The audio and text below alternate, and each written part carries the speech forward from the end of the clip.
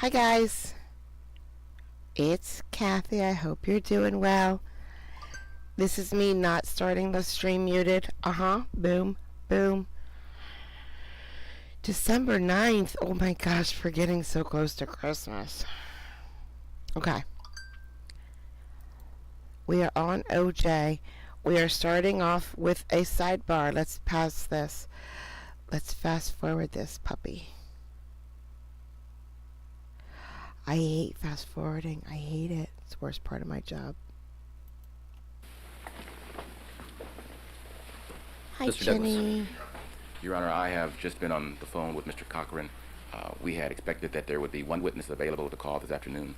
Decisions have been made, and that witness is not available. Excuse me, will not be called. Our next witness is a coroner witness who will be available tomorrow morning.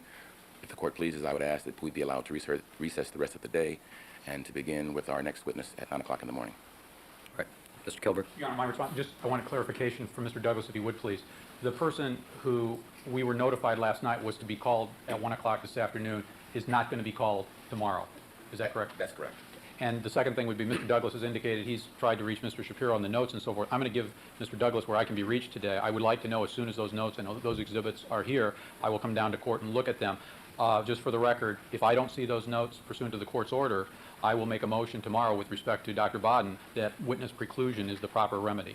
So everybody knows where I'm coming from. I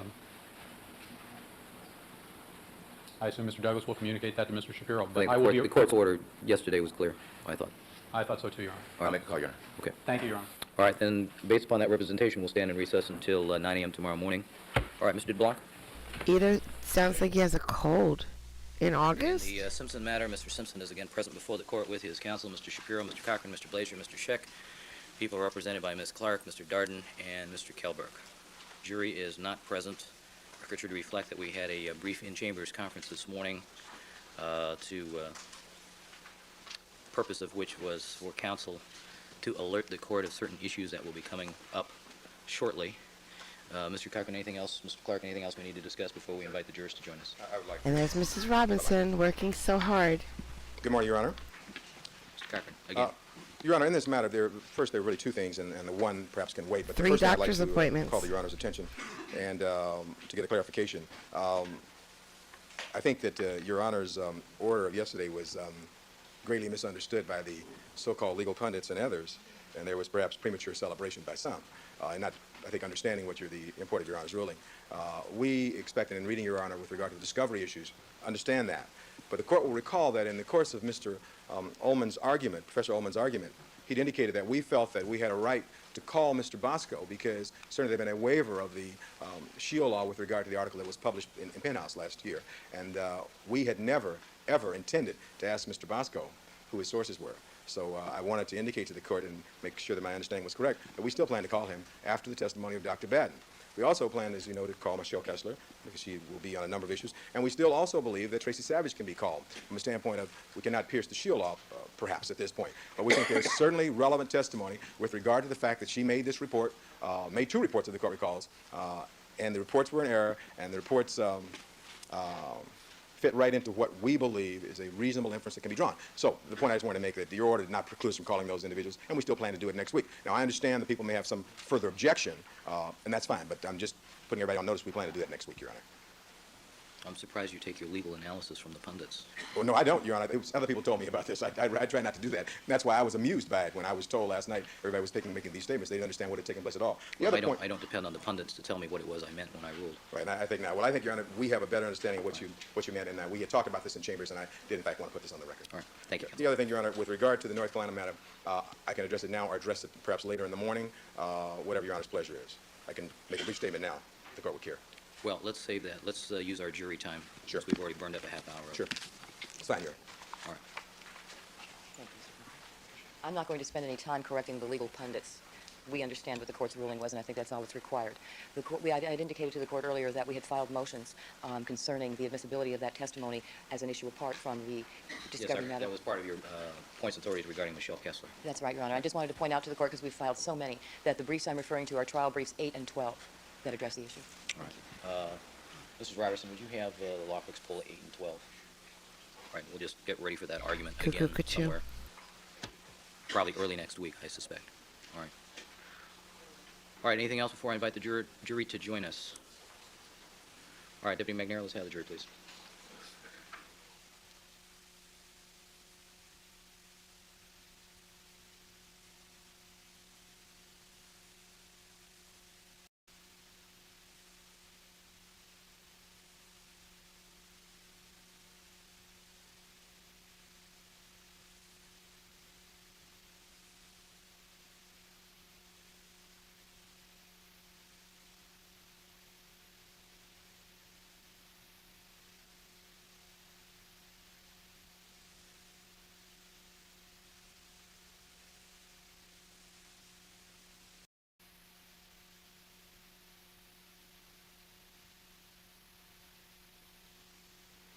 Good morning, ladies and gentlemen. Record should reflect that we've been rejoined by all the members of our jury panel. Ladies and gentlemen, I had a, excuse me, Deputy, I think we need to leave that. That's the beverage of choice of the witness. Ladies and gentlemen, my apologies to you for the delays yesterday. A number of issues came up that I had to resolve out of your...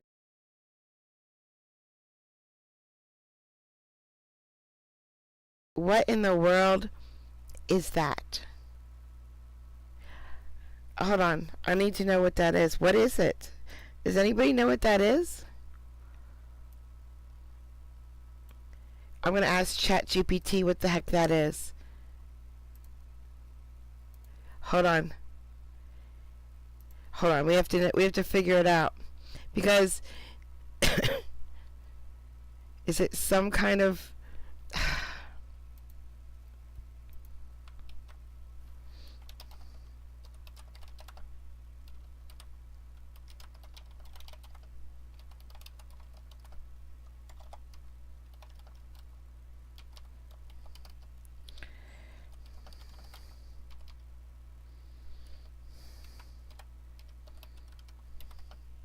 I can't spell today.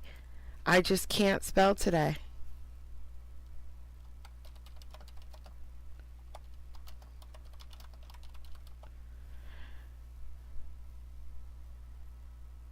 A bong.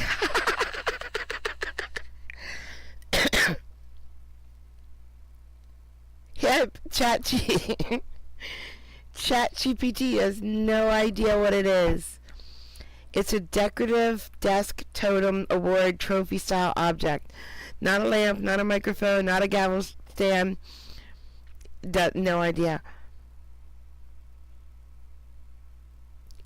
Yep, I don't. So he always has the hourglasses. Hold on. Let me specifically ask that.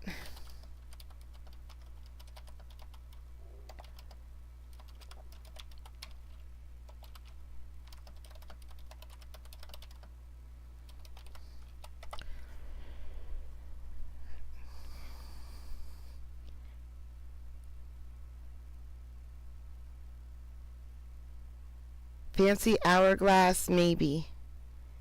Maybe. So, okay, back to work.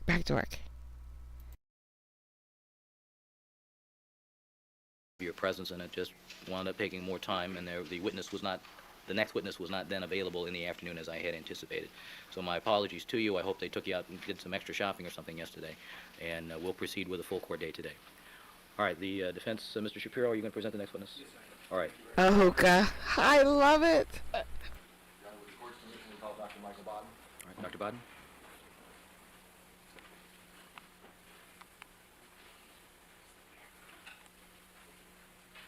You know when I said Dr. Lee was coming up?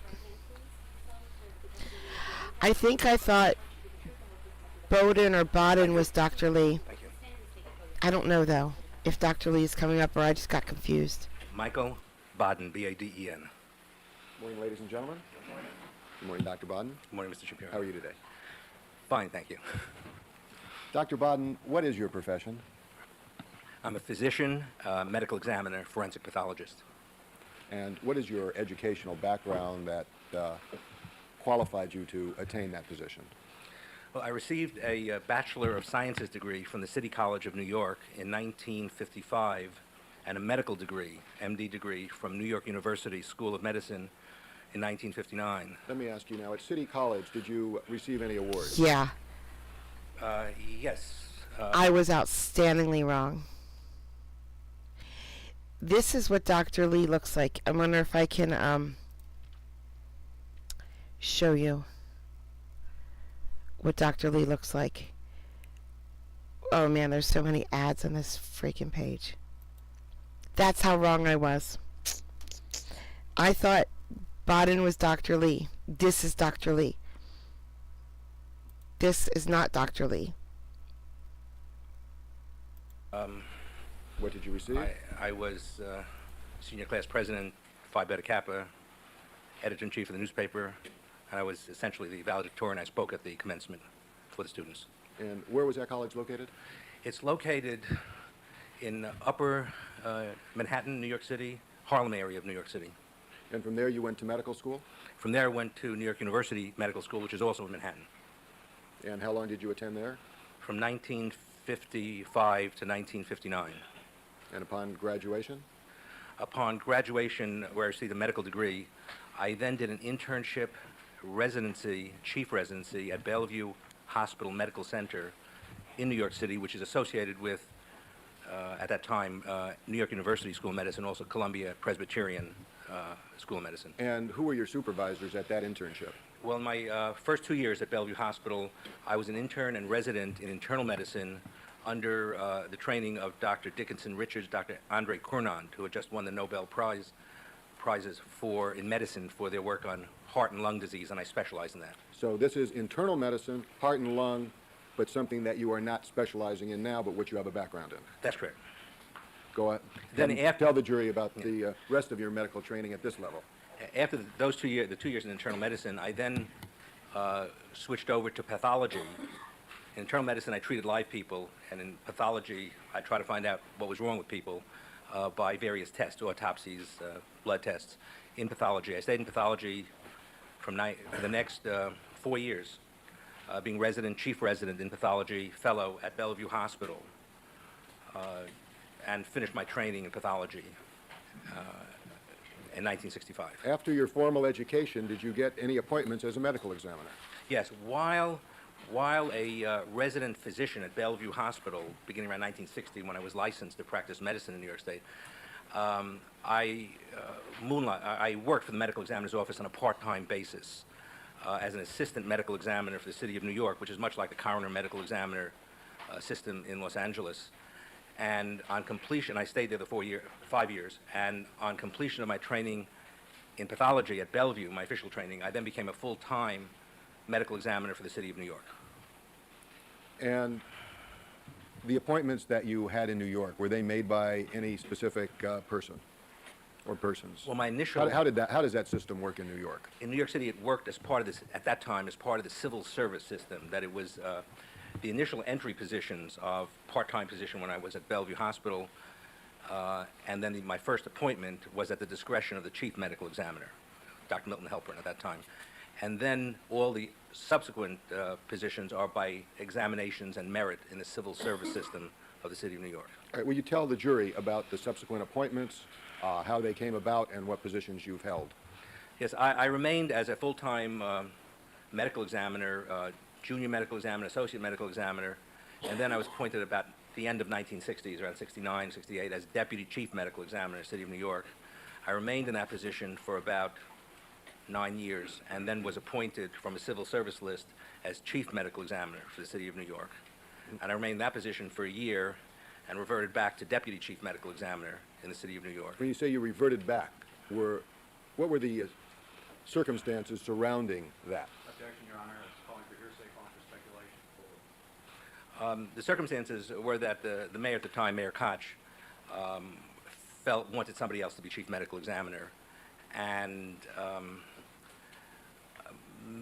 accumulated certain statements from the 5 district attorneys in New York City. Unlike most cities, New York City is 1 city and 5 counties, which is just a reverse usually. And there's Brooklyn and Manhattan and Bronx, Staten Island. We call them boroughs, but they're counties. They're actual counties, as opposed to Los Angeles County, which has a lot of cities. New York City is 1 city that has a lot of counties. And each county, each borough, has a district attorney, but there's one chief medical examiner that covers all 5 boroughs. So at the time, after I'd been chief medical examiner for a year, the Mayor Koch asked for opinions from the 5 district attorneys, 4 of whom were very pleased with my work, and one of whom, the district attorney of Manhattan, felt I wasn't a team player and felt I shouldn't be chief medical examiner. And this is something that you have spoken about freely and, in fact, have written about I've in written about it, published yes. material. Yes. Now, you say about being a team player. What, in your opinion, is the role of a medical examiner, an independent medical examiner? My opinion is that a medical examiner chief has to be an independent finder of scientific facts and truths, regardless of where those findings lead. We speak as much for the defendant as for the prosecutor. We speak as much for the doctor as for the patient, that we speak for the dead person, and we're supposed to find in any death as much information that can properly determine how a person died and anticipate answering any questions that might arise later, whether criminally or civilly, or by the family. The family has a right to know how a loved one died. So the medical examiner, although working in a political system, which is a problem, has to remain an independent scientist, an independent physician, and be impartial to any sides that might be concerned in how a person died. And is that how you view your role? Yes. Has that ever changed? No. In the course of your career in New York as a medical examiner, did you come in contact with Dr. Lakshmanan? Yes. Would you tell the jury about that, please? In the mid-'70s, I guess, 1977, 78, around that time, Dr. Lakshmanan did what I had done 10 years earlier, and he moonlighted. He was a pathology resident in one of the hospitals in New York City, and he would do extra work in the medical examiner's office and under my supervision, as I had done when I was a resident at Bellevue Hospital. So he was a moonlighting pathologist learning about forensic pathology in New York City. Request denied, Have you mother-in-law. done any work in the field of teaching Yes. related to your expertise as a forensic pathologist and medical examiner? Yes. Would you kindly tell the jury what that has entailed? Yes, I teach aspects of medical examiner work, forensic medicine, forensic pathology, at a number of institutions. I'm presently visiting professor of pathology at Albert Einstein School of Medicine in New York City, adjunct professor of pathology and laboratory medicine at Albany Medical Center in Albany, New York. I've just completed a visiting professorship at John Jay School of Medicine, John Jay School of Criminal Justice, which teaches law enforcement persons and gives a degree in law enforcement. And I am on the faculty, or been on the faculty at New York University School of Medicine, Columbia Physicians and Surgeons School of Medicine. In all these capacities, I do teaching part-time teaching in forensic medicine. Some are courses, some are just lectures. And who are you teaching? Who are the students that you address? The students are either medical students, law students. I've been a professor at New York Law School. Medical students, law students, house staff, residents, and law enforcement personnel. There's been a lot of expert witnesses who have testified about professional associations. Would you share with the jury any professional associations that you belong to, and any positions you've held within those associations? Yes, I'm past president of the Society of Medical Jurisprudence, past vice president of the American Yes, Academy of that's Forensic Dr. Sciences, Bodden. a fellow Hi, in Kelly. the College American Pathologist, and other organizations that pertain to what pathologists and forensic pathologists do. You attend meetings Yes, of associations? I attend meetings, associations. I run conferences on forensic medicine, which I'm supposed to do next week. When is that?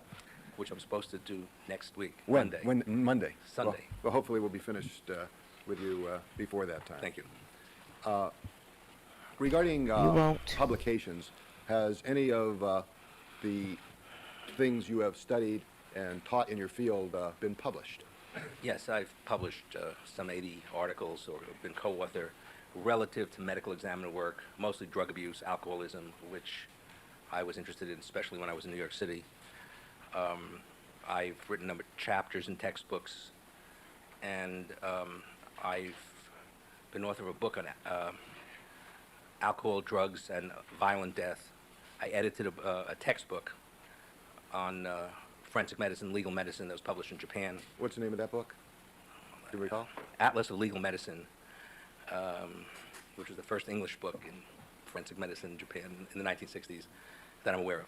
And I recently did write a book meant for explaining to the public what medical examiners do, called Unnatural Death, Confessions of a Medical Examiner. And that tells basically your life story and... Well, it goes into some of the investigations I've been involved with that I thought could be informative as to how medical examiners should function and on how bad the system is in general in the United States. So it was a critique. Doctor, if you would allow Mr. Shapiro to keep asking questions, please, so I can answer these. I apologize, sir. Yes. And basically, explain to the jury what your thoughts were in that book. My thoughts are and were that the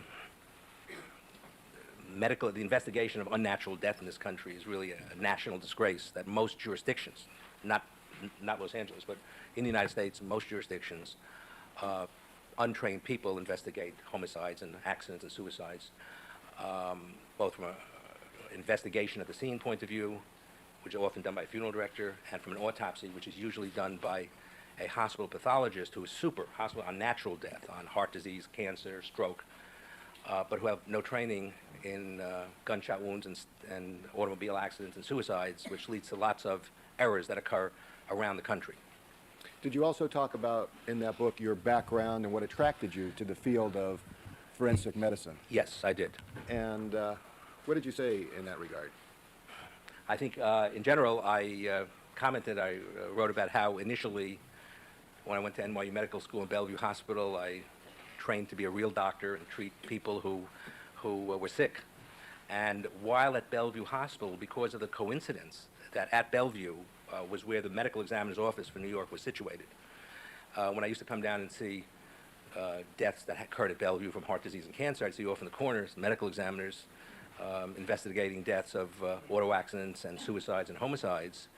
And Bellevue at NYU at that time, and still, was a major institution in investigating natural diseases, which I was I had a number of professors who were Nobel laureates.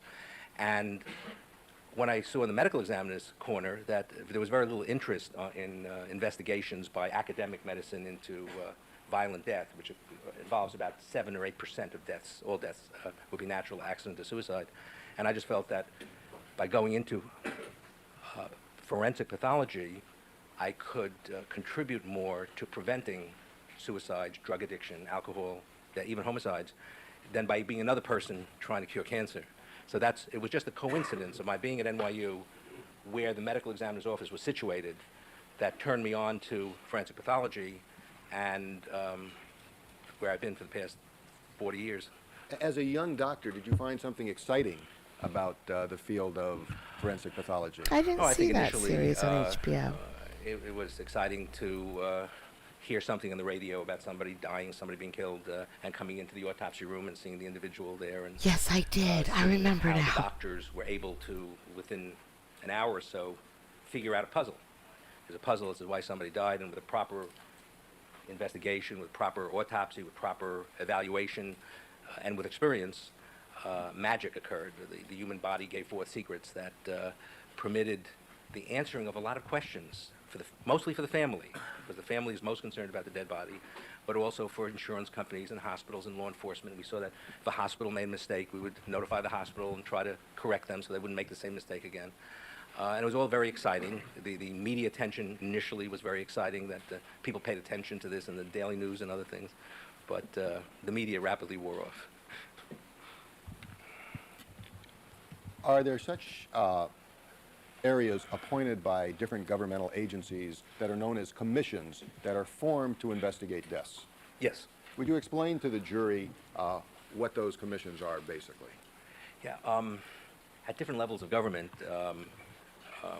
groups can be set up to try and assist in all kinds of problems. When these bodies get involved in deaths, where deaths occur, because lots of things happen without deaths, then often a medical examiner will be called in as part of the group. In this regard, I've been on Well, let me commissions now. ask you some questions in that regard. let's start first with the state level. Are there commissions on the state level that you've been involved with? Yes, yes. Would you please tell the ladies and gentlemen of the jury about the state commissions and the highlights of those commissions? Yes, I'm a member of the New York State Commission that investigates all deaths that occur in prisons and police custody in New York State. One of the reasons this commission is set up is because I gotta it's very leave. I gotta take difficult my daughter for to a work. locality, for a I'll be borough, right for a back. county to investigate itself, so that the state, after the Attica deaths, Attica prison uprising in the early 1970s, where there were a lot of complaints about how prisoners were treated by guards, Governor Rockefeller set up a 5-member commission to examine all health care and all deaths that occur in custody. And I've been the forensic pathology member of that group since some 20 years now. Did you get reappointed to that? Yes, it's a 5-year term. So I've been appointed by Governor Rockefeller and then reappointed by Governor Carey, by Governor Cuomo, and I'll be up shortly for a new governor. But it's appointed by the governor with the approval of the legislature. The legislature acts on it. It's a non-paid position, but it's has a lot of authority to examine health care. We have over 100,000 people in jails in New York State to make sure that it's done properly. The governors in New York that you mentioned, are they members of both political parties, both Democrats Yes, and Republicans? I've been appointed by both Democrat and Republican, and I'm non-political, I think. Any other commissions? Yeah, there's another similar commission that On was the state level. established about 10 years after this to look into, I'm sorry? No, the judge is looking at me, and he wants me now to ask you to wait till I finish the question. Sorry, I apologize. Okay? Thank you, because it's really very difficult. And I This understand. chair does things to people. Yeah, we've heard that before. Please continue.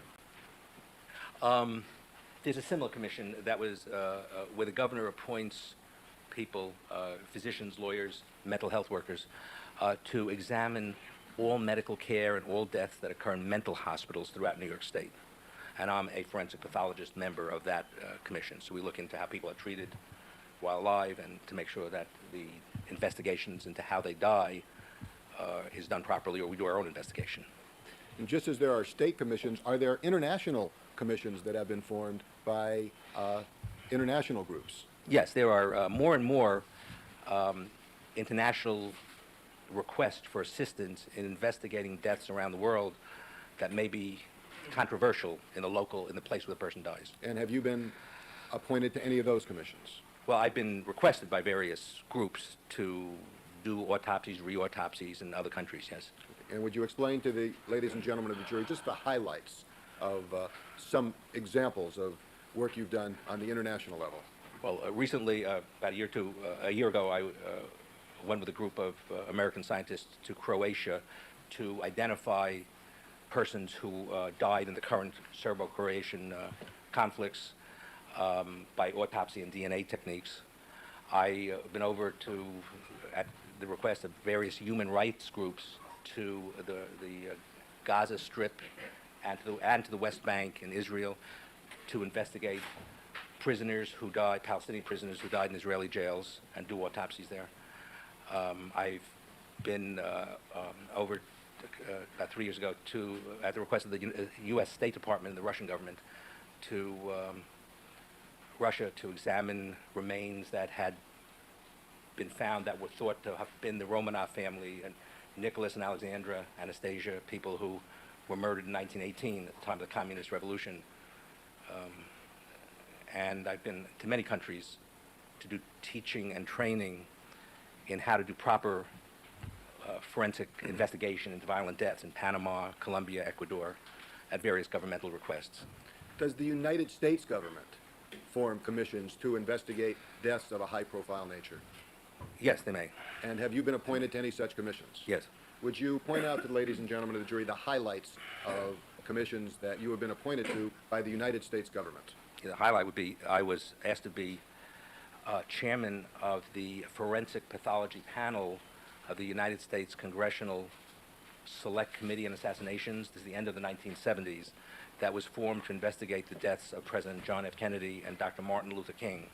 And there were two panels, one to investigate the death of President John Kennedy and one to investigate the death of Dr. King, and I was the chairman of both for the pathologists. And were reports generated as a result of those committees? Yes, you the chaired? reports were generated. We had to give our findings in the public congressional committees.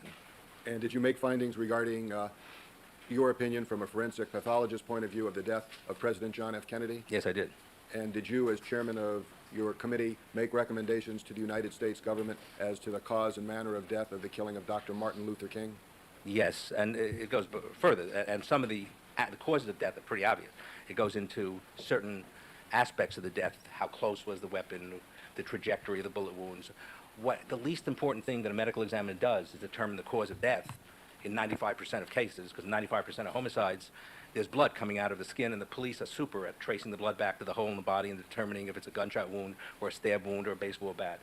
For the medical examiner to confirm the obvious, that President Kennedy died of a gunshot wound, doesn't contribute much. The medical examiner is supposed to contribute other information to the cause of death, protect evidence, take the right sections, tissues, documentation, protect trace evidence. So the cause of death is usually the least important part of what we do.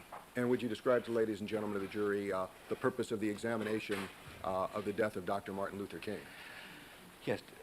Dr. King died of a gunshot wound of the right cheek that then went into the chest and lung and caused damage to the spine. Also, a single rifle bullet wound, and that was pretty straightforward. But an issue had arisen that because there was, under the microscope, little black dots under the microscope in the skin of the entrance wound, that this was thought by some to be a close contact wound, because when a bullet comes out of a weapon, this is a rifle, powder comes out with the bullet, and the powder can go up to about 24 inches. And if we see powder on the skin, that means the weapon is pretty close. If we don't see powder, it means it's further away. And although James Earl Ray had been identified as the shooter from 100 yards away, his discharge, his shooting of the weapon should not have left any powder on the skin. So there was an issue of somebody being closer to Mr. King, Dr. King. And what we were able to do 10 years later is go down to Memphis, Tennessee, get the slides, get the material, look at the scene of death, the site of death occurred, and actually take out the little pieces of black material that was in the skin and have it analyzed in the laboratory. And it turned out that these little black dots were not powder from a gun, but were little fragments of lead from the tip of the lead bullet that was fired. The bullet that was used to kill Dr. King was a rifle bullet with a soft-nosed lead meant for big game hunting, and little fragments of lead had broken off and gave the appearance of being gunshot powders from a close discharge, and our commission was able to show that that wasn't true, and that took away that aspect of Congress's concern that there was a mistake made in the investigation of Dr. King's death. In that regard, you said that you did an examination 10 years later. Is that part of your training and part of the science that you can, with expertise, come in and evaluate things relating to death some significant periods of time later? Yes. A forensic pathologist is trained not only to do autopsies and to interpret autopsies, but also to examine and interpret what other persons do, to examine remains that may be, as with the Romanoff family, 70 years old, to review what other pathologists have done, as with Dr. King or with President Kennedy. We review the President Kennedy material, and we're able to do that 15 or 20 years later, 25 years later. Sorry. 16 years later, 63 to 78, sorry. And that's the purpose. The purpose of a medical legal autopsy is not only to make findings, but also to document the findings so that others later on can come and review the material. I know when I do an autopsy on somebody who's been shot, for example, that they may have another pathologist coming for the other side to review the material, because this may come to court. So it's very common for medical examiners to review each other's work, and we're obligated as part of the forensic autopsy to document everything by photographs, by microscopic slides, by x-rays, by toxicology, and by the dictated record, so that somebody else can come later on and independently make his or her own judgment. And that's what an autopsy is. It's a documentation of findings, so we can come back 20, 30, 50 years later and still arrive at opinions as to how things happened. In the course of your career, could you estimate for the jury how many autopsies you have personally performed? Over the years, I've performed, going back to 1955, I guess, when I started out in the medical examiner's office as a volunteer, over 20,000 autopsies. And how many autopsies have you supervised, approximately? Many times that number.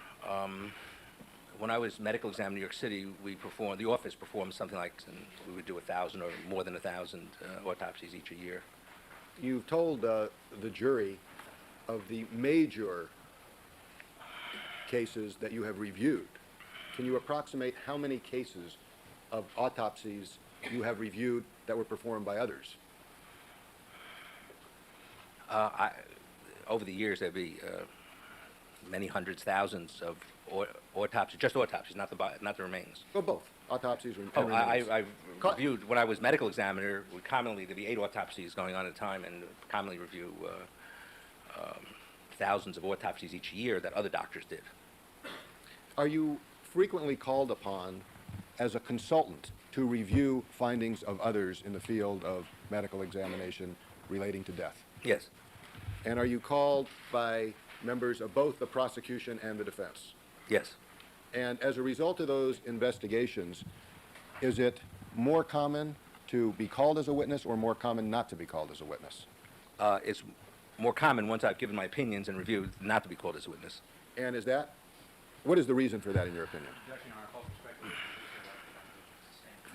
Do you always agree with the side that hired you to investigate a case? No, not at all. And in fact, is it more common that you do not agree with the side that called you to do the investigation? Yeah, it's more common that I would disagree with some significant aspect of the theory of whichever side has asked me to review the case. So it's more common for me to disagree than to be in agreement. How many times have you testified as an expert witness in your field? Approximately again. Many hundreds of times, maybe 1,000. Counting grand juries, it would be well over 1,000 times, many hundreds of times. Now, you have told us that the majority of your work has been work for governmental agencies. Does that mean that primarily you are called by prosecutors to render testimony? Yeah, my work principally is working, as most medical examiners do, work for a governmental agency, either the city or the state. And in that regard, in all of my official work, I would be called by the prosecutor's office. But in my private capacity, not the same. Regarding cases that you've been called to testify by prosecutors, could you give the jury some highlights of cases that you have participated in as a witness for the prosecution? Yes, I was recently a witness for the prosecution, for prosecutor of Jackson, Mississippi, in the reinvestigation of the death of Medgar Evers, who had been a civil rights leader who had been killed in 1963, shortly before President Kennedy was shot, same year. And 29 years later, we were able to exhume the body, to learn information, and that led to trial last year. Went to trial and the result 30 years later, last year, 31 years later. Any other cases that would be highlight cases outside of the County of Los Angeles that you've testified for the prosecution? Yes, I've been a witness for the prosecutor's office in Detroit, recently in Detroit, Michigan, in the case in which a young man, Malice Green, died while being subdued by police, and there was an issue of whether he died because of police action or because of cocaine drug use, and I was an expert for the prosecutor in that area. I've been an expert for the prosecutor in Lancaster County and a number of times in Pennsylvania, we just exhumed the body of a child that has been dead for some 10 or 15 years with a case of possible child abuse, and the body's just been exhumed, and further investigation is being done in that regard. So medical examiners commonly deal with bodies that deaths have occurred sometime before. Regarding the County of Los Angeles, have you been contacted by prosecutors from the District Attorney's Office of the County of Los Angeles in the past? Yes. And would you share with the ladies and gentlemen of the jury, highlight cases that you have been contacted to investigate on behalf of the people of the County of Los Angeles by the District Attorney's Office? Yes, I think the first contact was in the death of John Belushi in the early 1980s, where I was an expert for the District Attorney's Office in Los Angeles, testified in the grand jury, testified at the trial relative to the cause of Mr. Belushi's death, because there were drugs on board, and a criminal trial resulted, in which I testified for Los Angeles County District Attorney's Office. Do you recall who the prosecutor was in that case? Mr. Montagna. Is he still with the District He's still Attorney's there. Office? He's a wonderful district attorney. You He's, still as have- I understand, yes, he's still with the District Attorney's Office. Do you still have contact with him? Yes, yes, Michael Montagna. And then around the same time, I was involved in the investigation, re-autopsy of the death of a young athlete, a football player in Los Angeles County, Ron Settles, who died in a police precinct in Signal Hill. He had been a well-known football star at the university.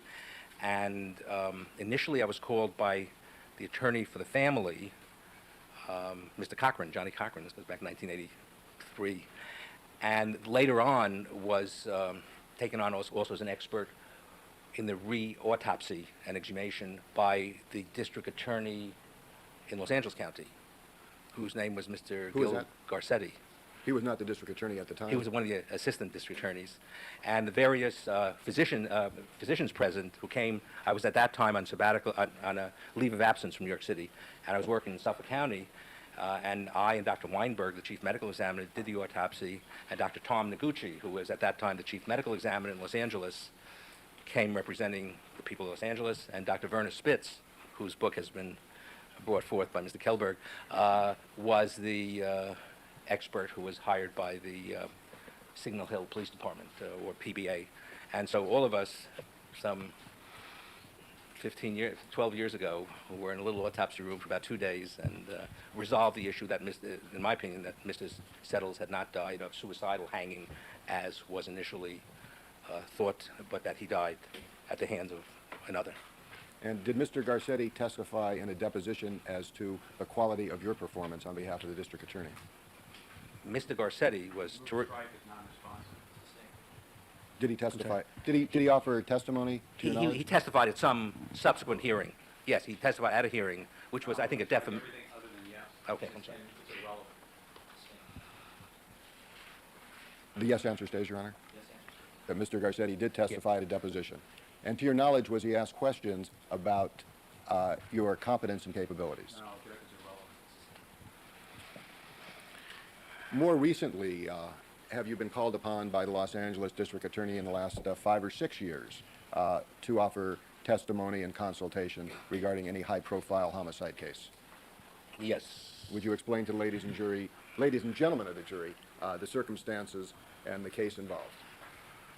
This is about 6 years. It started about 6 years ago, where a Dr. Boggs, B-O-G-G-S,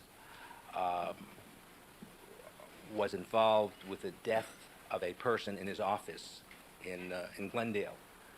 And because of the investigation of the detective Perkins of Glendale, a scheme arose whereby 3 persons were thought by the prosecutor, by the detectives, to have engaged in a complicated scheme to insure each other for $1.5 million, and then then have a dead body or kill somebody, misidentified, and collect the proceeds. And this happened with one body.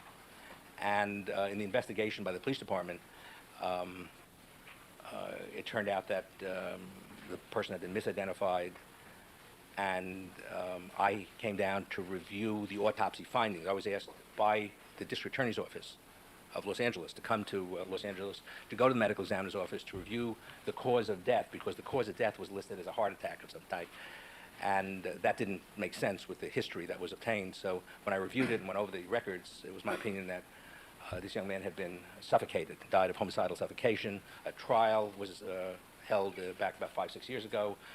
Dr. Boggs was convicted, and recently Let's just follow up on that for a moment if we can. How did you come to get involved in the consultation and later testimony for the district attorney's office regarding the prosecution of Dr. Boggs? my understanding is that when Strike the honest point for hearsay, lack of foundation, or speculation. I think the fact that he was contacted by the district attorney's office will operate because when the case speaks for itself. Well, I appreciate that, Your Honor, but I think it becomes very significant if we could approach. Well, I'm trying to go as quickly as possible. His resume, as you know, is quite extensive. Thank you. And while you have been working as a consultant on the O.J. Simpson case, have you been called to testify by the Los Angeles County District Attorney's Office in this very building on this very floor? Yes. Would you tell the ladies and gentlemen of the jury about that? Yes. After Dr. Boggs was convicted, the two other associates were disappeared and were hard to find, and the district attorney's office and the police department did find them in the past year or two, one through the Oprah Winfrey program, and in Sardinia, where they had gone with a lot of money from the initial insurance scam. And they were brought back here and brought to trial in this building on courtroom down the hall in the past 2 months or so, and they've been on trial, and the trial just ended last week. The trial ended, and a verdict just came back on that. And in that case, was there also testimony by a coroner from Los Angeles? Yes, there was a testimony from a coroner who done the autopsy again in Los Angeles, and I testified twice, actually, in that case, on direct and on rebuttal in that case. And the jury rendered a conviction in that case? Yes. Who was the prosecutor in that case? Mr. Albert McKenzie, also a terrific district attorney in Los Angeles District Attorney's Office. Now, was that done as part of your outside practice, away from your paid position with the state of New York? Yes. And do you charge the same rates to prosecutors and to the district attorney's office as you do to private clients like myself who retain your services for consultation and evaluation? In Los Angeles, I do, yes. And what is that rate? I charge $1,500 a day, whatever the time's involved. And your airfare and other expenses are paid by the person who contacts you? Yes, that is, I'll be paid $1,500 a day. I'll charge $1,500 a day, plus whatever the expenses are. And that's the same whether or not you're called by the LA District Attorney or you're called by myself? That's correct. When did you initially get involved in the case regarding O.J. Simpson? I was called by you around midnight on June 14th of last year. I received a telephone call, while I was in New York City. And did I request that you immediately come out for consultation? Yes. Oh, sorry. I'm trying to speed it up, Your Honor. And when did you arrive in Los Angeles? I think I arrived on the 16th. May I just check my notes? On the June 16th, I arrived in Los Angeles. Did you come on with Thursday? Did you come with any other expert witness? Yes. Who'd you come with? Dr. Henry Lee. And were your services offered to the Los Angeles Police Department to aid them in their investigation? Objection, Your Honor, is irrelevant. That is my understanding, yes. I'll move to strike No. as calling for speculation, hearsay, lack of foundation. Your Honor, may I approach the witness, please?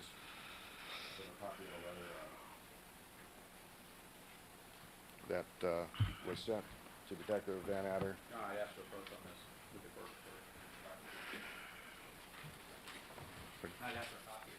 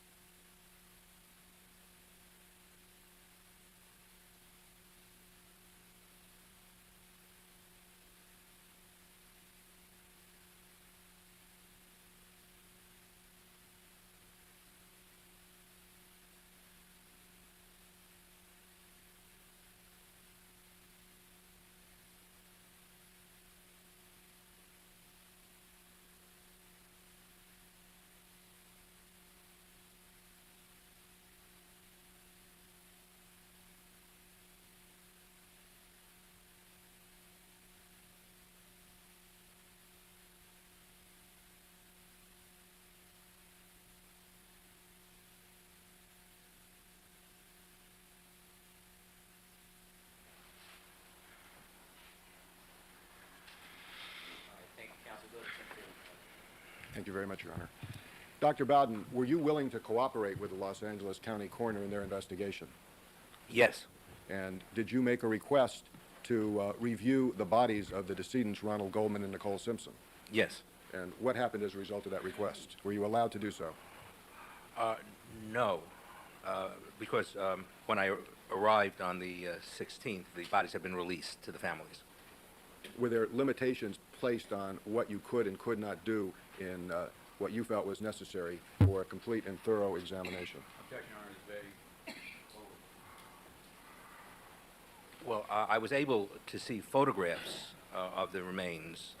I was not able to discuss the findings with the medical examiners involved in the autopsy. I was and not able to see the remains. Was your request to see the remains done prior to the time that Nicole Simpson was buried and laid to rest? Yes. Was that the same thing for Ronald Goldman? Yes. Now, regarding your participation as a consultant in this case, were you asked to do a complete and thorough, comprehensive examination? Yes. And have you done that? I've done it to the best of my abilities and the best of what was available to me to review. Have you spent a lot of time on this case? Yes. Can you tell the ladies and gentlemen of the jury approximately how many days you have spent on this case in California alone? I've been in California since June 14th, more than 70 days in California. How many trips have you made out here at our request? About 18, 20 trips from New York City to Los Angeles in the course of that time. Were you present during the preliminary hearing of this case? Yes. Yes, I did, and I worked with you at that time. And were you also present during the 8-day direct examination of Dr. Lakshmana? Yes, I was in this courtroom. And were you able to, did you follow and listen to all of his testimony in this case? Yes, I did. In addition to those times, what other times have you spent generally in preparing for your evaluation and opinions in this case? Well, I spent time with Dr. Lee on arriving in Los Angeles. Immediately the next morning, examined Mr. Simpson for any forensic evidence, any injuries, any medical or scientific findings that might aid in the evaluation of what happened and how it happened. I did spend time in the coroner's office with Dr. Lakshmanan reviewing records and photographs. I did spend time in the Los Angeles Police Department laboratory with Dr. Kessler and others reviewing evidence. I did make a few trips and examinations of the crime scene at the Bundy location and at evaluation examination at Mr. Simpson's home in Rockingham. I did review evidence that was sent to Albany Medical Center for review in February of this year. Much of the evidence was made available to the forensic scientists for the defense for review. I did visit the crime laboratory in March of '95 in Los Angeles to review additional materials. And in addition to that, I participated in many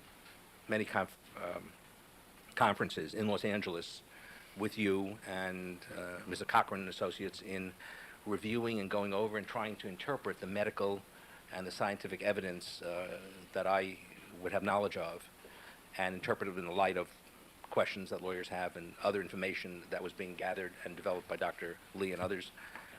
And I spent hundreds of hours on telephone with you from New York City over the time reviewing evidences and materials. Have we reviewed books together? We spent a lot of time reviewing books, authorities, reviewing the testimony of Dr. Lakshmanan and other testimonies that forensic pathologists would have input into or have some knowledge of. Have you reviewed every note, memorandum, and report done by the LA County Coroner's Office regarding the deaths of Ronald Goldman and Nicole Simpson? Yes. Have yes. you reviewed every photograph taken by the Los Angeles County Coroner's Office of Ronald Goldman and Nicole Simpson? Yes. Have you reviewed every photograph taken by the Los Angeles Police Department of the crime scene at Bundy and of O.J. Simpson's residence? Yes. Have you reviewed police reports that have been filed? Yes. Have you reviewed investigative reports from personnel of the Los Angeles County Coroner's Office? Yes. And do you feel that you are qualified to make an opinion as to the findings of the Los Angeles County Coroner's Office as to whether or not you agree or disagree with those?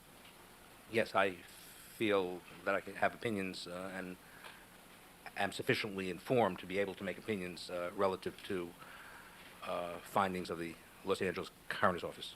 And do you feel that you've had enough information, enough time, and enough data to make your opinion available to this jury regarding evidence that you have qualifications as a forensic pathologist to do? Yes.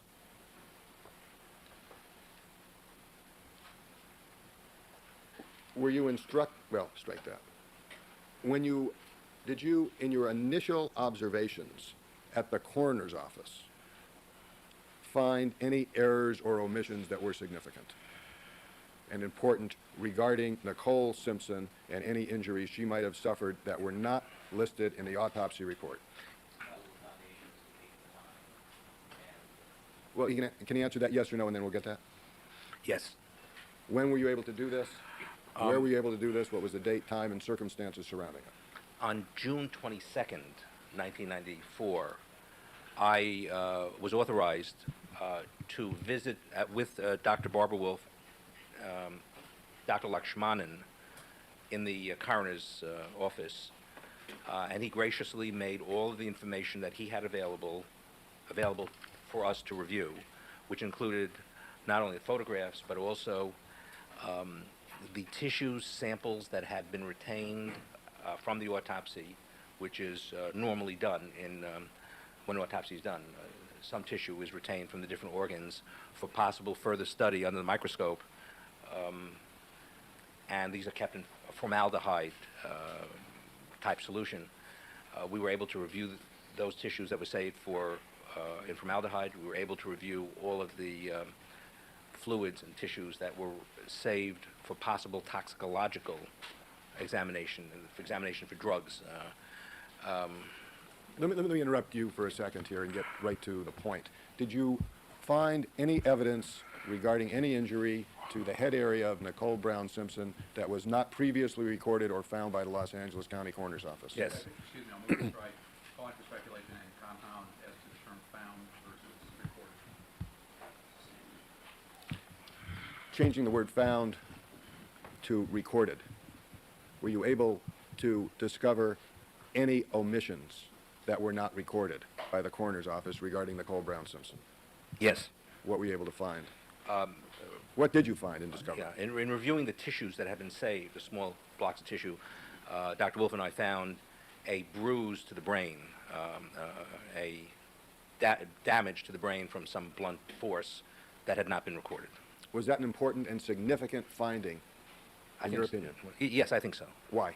Because it indicated that Ms. Simpson had suffered a blow to the head that caused brain damage, and that's significant to a forensic pathologist.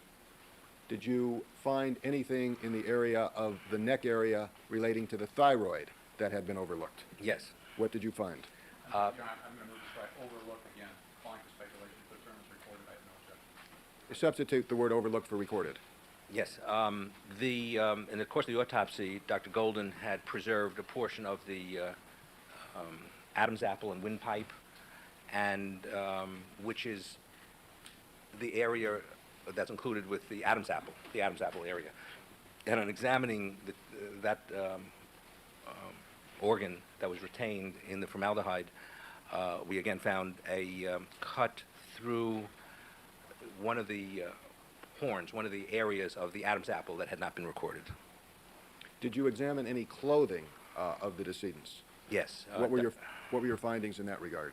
Dr. Lakshmanan also made available to us the clothing for examination of both Ms. Simpson and Mr. Goldman that were still in the possession of the coroner's office, and we found that there was some mold on Mr. Goldman's shirt, which indicated a growth of mold during that 10-day period.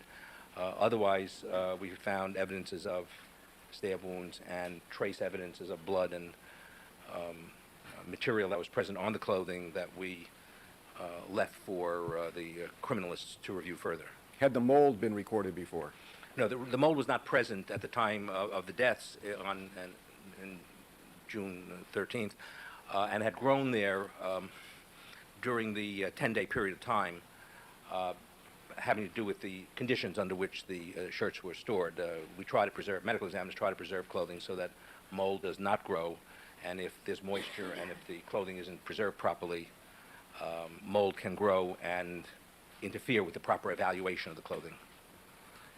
You mentioned that in addition to visiting the coroner's office in Los Angeles, you also visited the Los Angeles Police Department evidence collection room? Yes. Did you visit that room on June the 24th of 1994? Yes, we did. Would you explain to the ladies and gentlemen of the jury what you were allowed and not allowed to do during that examination? Yes, we were authorized. You had obtained authorization for Dr. Wolf and I to review the evidence that had been collected up to that point by the Los Angeles Police Department, and we were allowed to look at the evidence, but not to touch or photograph it. And in the presence of, I think, Ms. Kessler, Detective Van Adder, and others. Did Ms. Kessler provide to you items of evidence for your examination and review that were a pair of dark-colored men's socks? Included in the material were socks, yes. Were you able to look at those socks? We were able to look at the socks, but not able to touch or move the socks. Were the socks put on some type of surface for your observation? In my recollection, it was put on some paper to keep it clean and all, for examination, yes. Type of white butcher paper? Something like, yes, Butcher-type butcher paper, yes. And did you observe the socks? Yes. Did you observe any blood on the socks? No. Did you see a frame of glasses? Yes, I saw eyeglasses that were in an envelope. Did you see any lenses that were associated with those eyeglasses? Yes. How many lenses did you see? The frames were intact, but the lenses were loose. They had come out of the frame, so I saw two intact lenses together with the intact frames, but they were, the lenses were separate in the same envelope. Did you examine and observe the frame of the glasses? Yes. Did you see any blood on the frame? There was what appeared maroon material that suggested that it was blood that was dried on one of the frames. For the purposes of your testimony today in reviewing the crime scene, in reviewing the findings of the medical examiner, and offering your opinions to the ladies and gentlemen of the jury, do you feel that you need to have the photographs of the autopsy to give your conclusions? No, I can. All right, let's take our morning recess at this time. Remember all my evidence to you, ladies and gentlemen. We'll be recessed at 15. Thank you, Your Honor.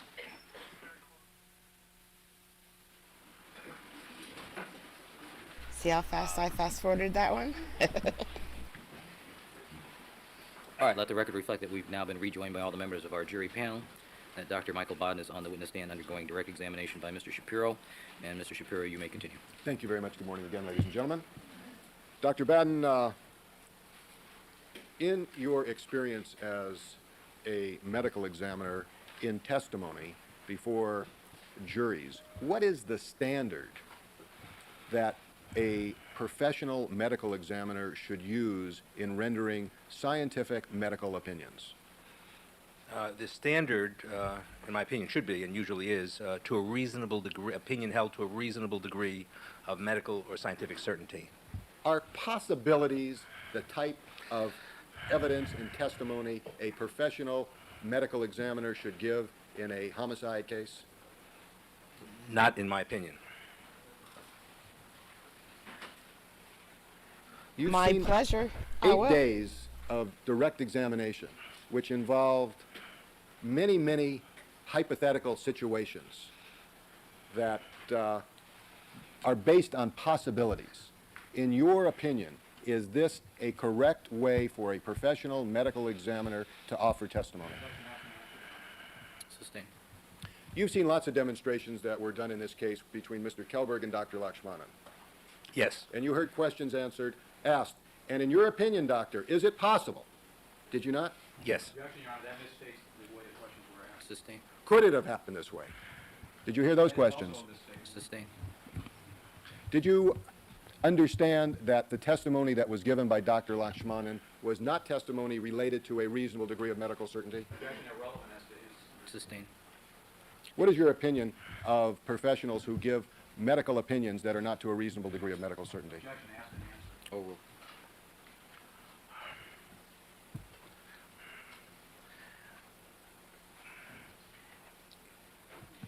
Physicians learn in medical school early on that anything is possible in medicine. So any question that goes to a physician, is it possible that, almost has to be answered yes, and doesn't, and gives the cloak of expertise on an answer that may only list possibilities that are remote. Unfortunately, the expert, like Dr. Lakshmanan, like myself, usually are confined to answer the questions that lawyers give us. So Dr. Lakshmanan did answer questions that I felt were possibilities, but in my opinion, it doesn't help the finders of fact because anything is possible. So would it be your opinion that possibilities have no significance when coming to medical conclusions regarding expert testimony? In my opinion, it would have very little significance if an answer is only to a possibility. If our expertise permits us to give an answer to a reasonable degree of medical certainty, which is upwards of like 95%, I think that could be helpful to the persons who are trying the facts. But a possibility might be 1% possibility, which I think can be misleading many times. And did you find that many of the hypotheticals that were done here were misleading from a scientific medical point of view? Objection, Your Honor. Sustain. Sustain. I want to direct your attention towards the role of a medical examiner in crime scene investigation. Are you familiar with that aspect of medical examinations from a forensic point of view? Yes. Would you say that a medical examiner or coroner is merely a body removal service at the scene of a crime? Often medical examiners are used in that LT, I fashion, said but I think request that denied. a medical examiner said is it clearly. absolutely not a body removal service, but an expert who contributes a lot to the investigation the at 9 the a.m.? crime scene. In your opinion, then, the role of a medical examiner extends beyond the bounds of the autopsy room? Absolutely. I hope she wasn't the 11. I hope What, she was in the your 9 opinion, or the 1. should a medical examiner do at a crime scene investigation, such as the crime scene we have in this case involving the murders of Ronald Goldman and Nicole Brown Simpson? Should they go to the scene? Yeah, in my opinion, the best information and the greatest information can be obtained from going promptly to the scene of death, from examining the scene and the environment, not just the body. The last thing a medical examiner does is to examine the body because the body can be viewed under better light in the autopsy room. But the circumstances, the trace evidence, the building that the body is found in are all important parts of the scene. What should the medical examiner be looking for and why at the scene of the crime?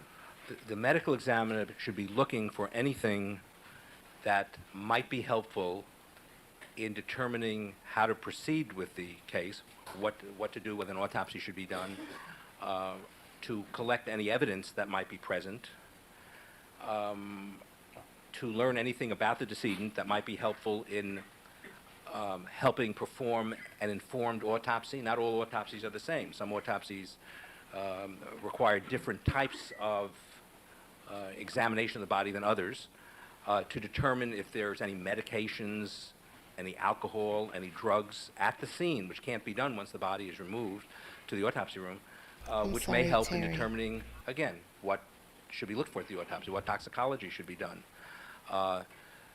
To look for things that are unexpected. We don't know when we go to a scene of death what we're looking at. As Watson asked Holmes, what are you looking for? And Holmes said, I don't know, but I'll tell you. What did Watson ask Holmes?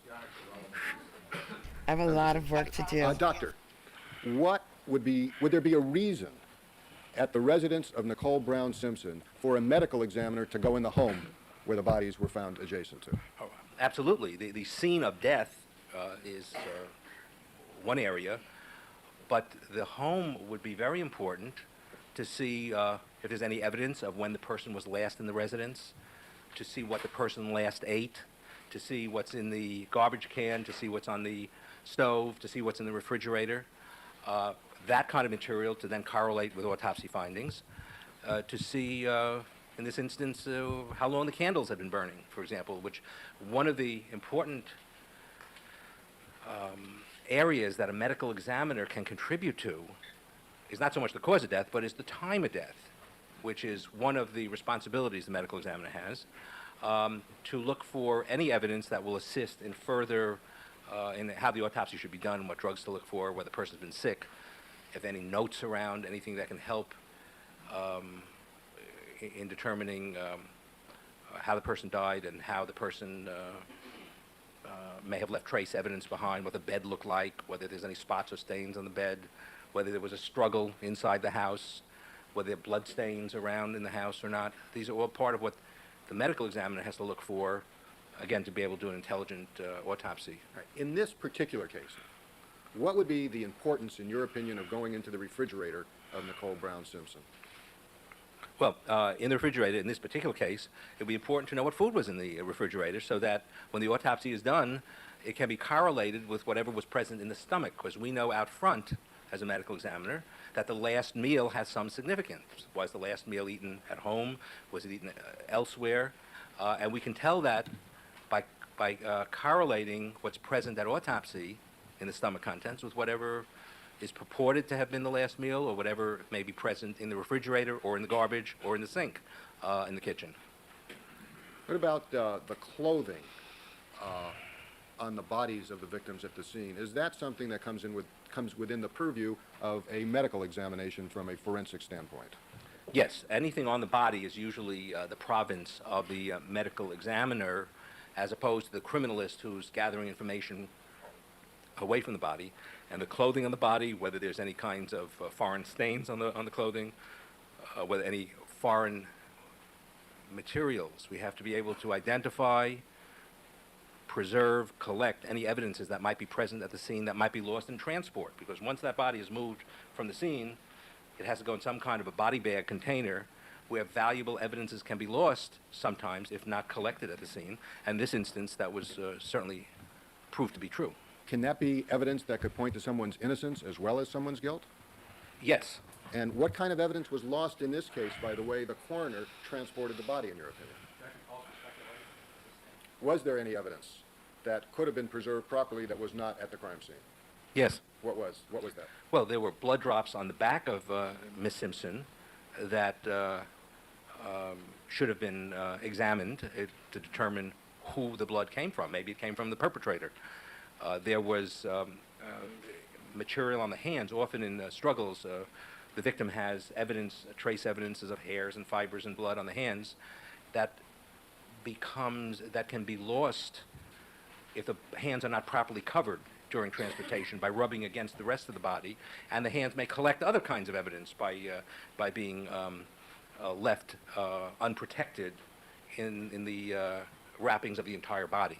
I think those two areas, evidence could have been better protected and preserved, and that would have helped resolve in the investigation. Is there a team approach to this effort, since you have the police out there, you have detectives, investigators, possibly paramedics, the medical examiner? Does this work as a team effort? Yes. And how is that coordinated, and what is the different responsibilities? What is the responsibility of the coroner as part of this team? Yeah, the coroner is there to examine the body, to protect the body. Ignore that sound. That's the best I can get right now. You see it? It's a bong on his desk, up in the corner. Hold on, I can get you a better picture. What was your involvement specifically? I asked ChatGTP. See it? I just Don't. when they were collecting rent and things like that, after kind of started Not a lamp, not a microphone, not a gavel stand. getting partial payments and stuff, I was trying to help them understand what each of the payments Don't know what it is. late or if they were caught up, things like that when they started getting assistance. To protect any evidence on the body and to determine how the body should be moved. The the medical examiner has to work with the police officers who are present so as not to intrude on the police officer's investigation or the criminalist's investigation. And this is commonly done cooperatively between, among the medical examiner, among the criminalist.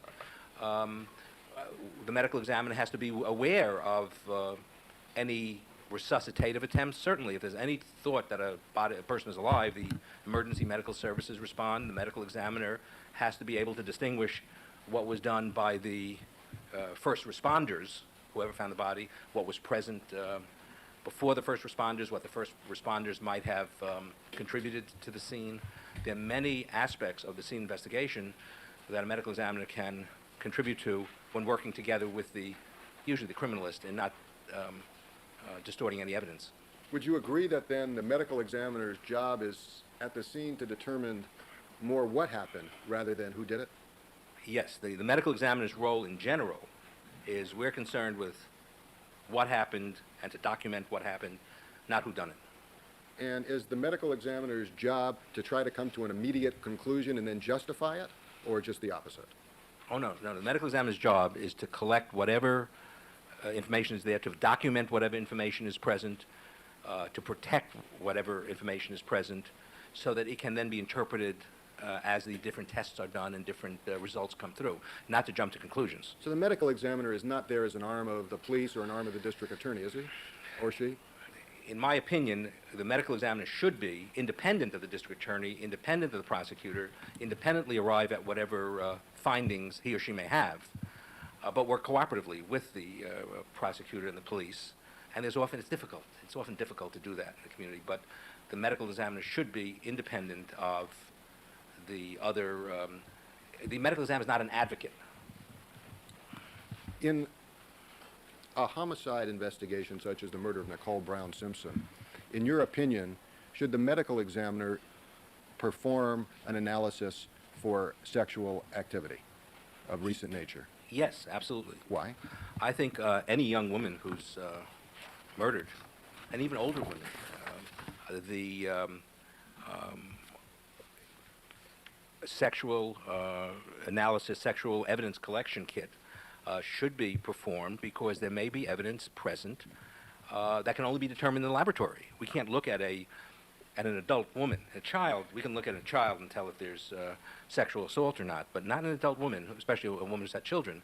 And this depends on the results of the so-called rape kit. Isn't just semen analysis. It's hairs and fibers and blood and saliva, a lot of evidence collection that can be useful in documenting findings and in contributing to trace evidence. And we can't tell as medical examiners whether there's been forced sexual contact, whether there's been consensual sexual contact. Even that is important to the medical examiner to determine who might last have had contact with a woman in a murder investigation. That individual may be important. And in your experience, has in fact these things that you've just told the jury been important in cases that you've been involved in? Yes, we've done rape kits on even 80-year-old women who've been murdered who surprisingly had semen in the vagina that was not recognized at the scene, that led to identifying who murderers were. So I think that it's an important tool of the medical examiner to do a rape kit analysis, especially in young women. You've told the ladies and gentlemen of the jury that it's important, in your opinion, for a medical examiner to make a determination of when and how much the victims in this case last ate. Is that Yes. correct? Yes. And that was one of the reasons to look in the refrigerator. Yes. Now, in this case, the testimony has been that Ronald Goldman's stomach contents were saved and Nicole Brown Simpson's stomach contents were discarded. Is that your understanding? Yes.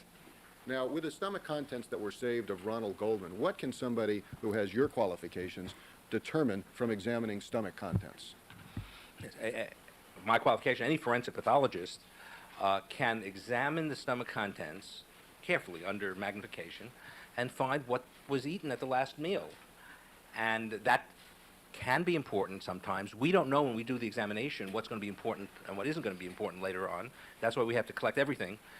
And we can determine what was eaten at the last meal, and we can get a good idea of when it was eaten.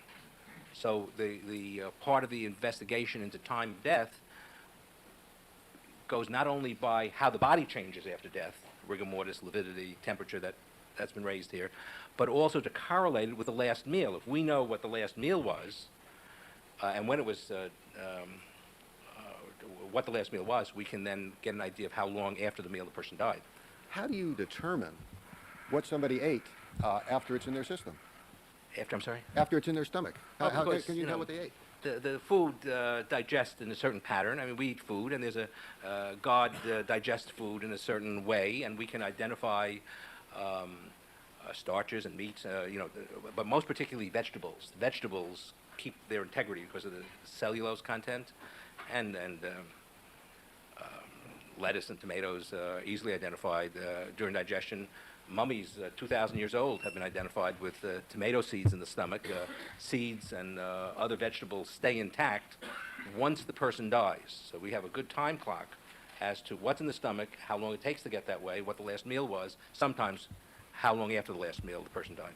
So you're saying that you can actually separate and segregate different items of food in a stomach and look at them and see that they would be lettuce or tomato or celery, things like that? Can you do that? Yes, absolutely. Can all pathologists do that? Is that part of your training? Not all pathologists. You see, 99% of pathologists are hospital-based pathologists who specialize in natural diseases like heart disease and cancer. But the less than 1% who are forensic pathologists who go on to study unnatural death more are trained to do that, yes. In this case, were you afforded an opportunity to examine the stomach contents of Ronald Goldman? Yes, yes. And where did you do this examination? In Albany Medical Center in March of, in February of this year, when the evidence was sent up from the Los Angeles crime lab, Dr. Lakshmanan, at our request, was kind enough to include the stomach contents, and Dr. Wolf and I were able to, and Dr. Lee, were able to examine the stomach contents at Albany Medical Center. And that's in New York? That's in upstate New York, Albany. And what were you able to determine Mr. Goldman had in his stomach?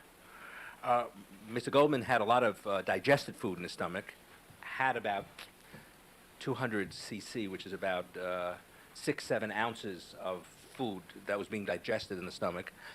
And within that, there were identifiable fragments of a kale, K-A-L-E, kale-like compound, thick lettuce type vegetable. There was tomato, there was celery, there was raisins that were clearly identifiable. So if you knew from eyewitnesses what Mr. Goldman had as his last meal, and you found, for example, he had a salad, but there was no raisins in it, what would that tell you as a forensic medical examiner?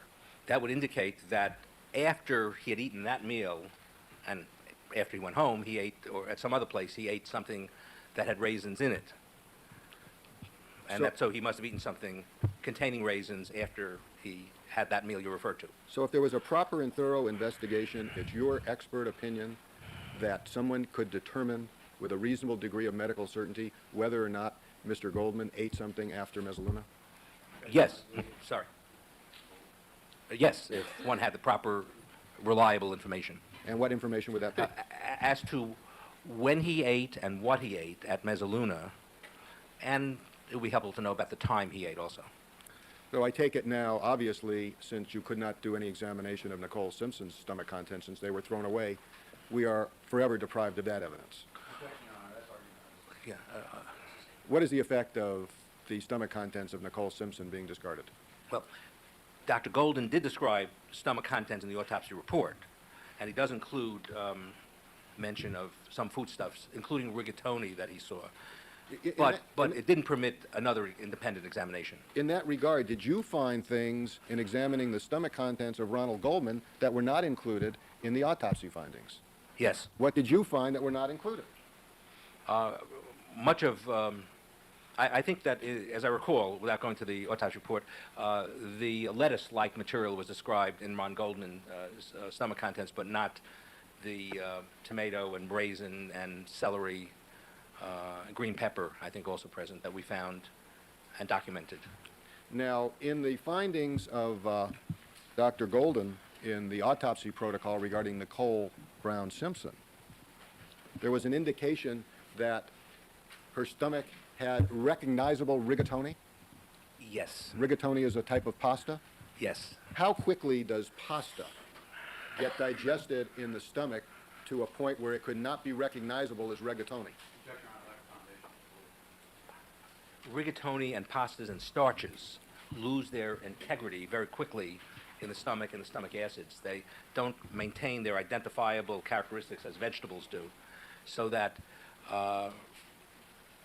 rigatoni and that type of pasta would lose its distinct shape very quickly, half hour, depending on what else is in the stomach. So if there was testimony that Nicole Brown Simpson had rigatoni at Mezzaluna Restaurant between 8 o'clock and 8:30 p.m. on the night of her death, and talked to her mother at about 9:45, 9:47 that night, and it was discovered that there was rigatoni that was recognizable in her system after her death, would that have any significance to you? Yes. What significance would it have? That would suggest that she ate something containing rigatoni after the meal at Mezzaluna, and perhaps after she got home. So that would be one reason why you'd want to check the refrigerator, the garbage disposal, and the wastebasket. Yes, yes. I want to direct your attention now to the areas that a medical examiner focuses on in a homicide investigation. Would you agree that one of the things that the medical examiner must determine is the cause of death? Yes. And in this case, were you able to determine the cause of death? Yes. In your opinion, would any competent medical examiner be able to determine the cause of death? Any competent medical examiner, any competent police officer could rapidly determine the cause of death, as was done here. How long would that take? 10 seconds. And what was the cause of death? Cause of death was hemorrhage from cut wounds and stab wounds in both individuals. Actually, in both, from cuts to the neck area. And is part of the job of a medical examiner to determine the manner of death? Yes. And is that something you were able to determine? Yes. And is that something every competent medical examiner should be able to do? Yeah. By manner of death, we mean natural accident, suicide, homicide. And a competent medical examiner, competent police officer, as here, immediately determined that this was a homicide. That was the manner of death, and they were correct. And that was something that could be done very, very quickly. Yes. So now we've spent 8 days on direct examination in this courtroom. In this case, a lot of effort has gone in. What remains for the medical examiner to opine? Well, in this instance, the cause of death and manner of death were very apparent right at the crime scene. And when the police called the case in, the deaths in, they said homicides by stabbings and cuttings. The medical examiner has more of a role in determining how the injuries occurred, the nature of the injuries, what kind of weapons were involved, how long the person may have lived after the injuries were inflicted. Those are all things that a medical examiner can determine. The medical examiner also at the scene can help in determining how long the person's been dead, which is the most common question that's asked of a medical examiner at a scene by the police. Doc, how long has the person been dead? Because that's going to be helpful in the investigation as to who should be questioned by the police. And the medical examiner has a great and increasing responsibility. All this DNA technology and that didn't exist 10 years ago. The medical examiner has a responsibility to protect the evidence so that other scientists can look at it, to make sure that the blood and the semen, if present, or hairs and fibers, don't get lost or distorted in the removal of the body, which is a delicate process, from the crime scene to the medical examiner's office, the coroner's office, and that everything is identified, all traces are identified, protected, collected, so that others can, DNA people, criminalists, toxicologists, lab directors can do their work properly.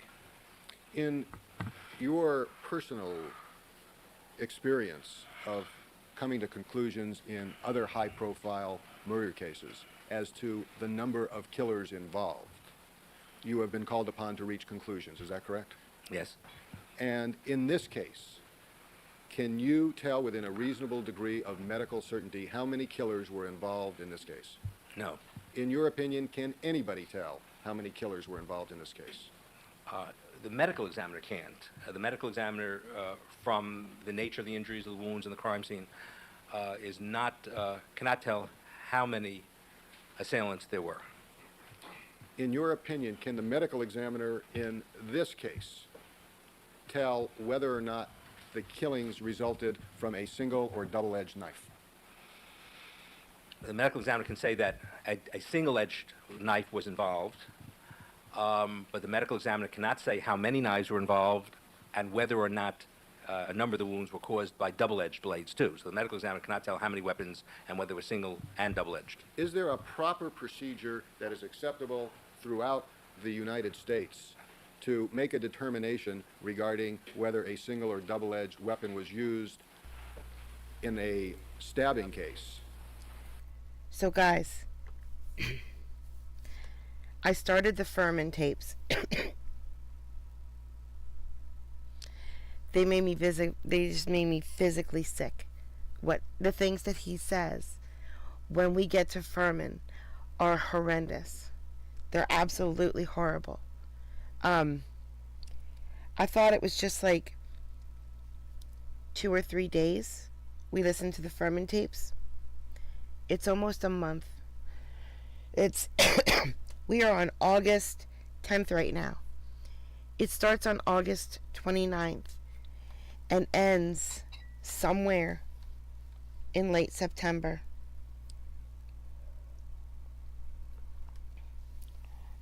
I am scrubbing so many offensive words, just the one word, over and over and over again.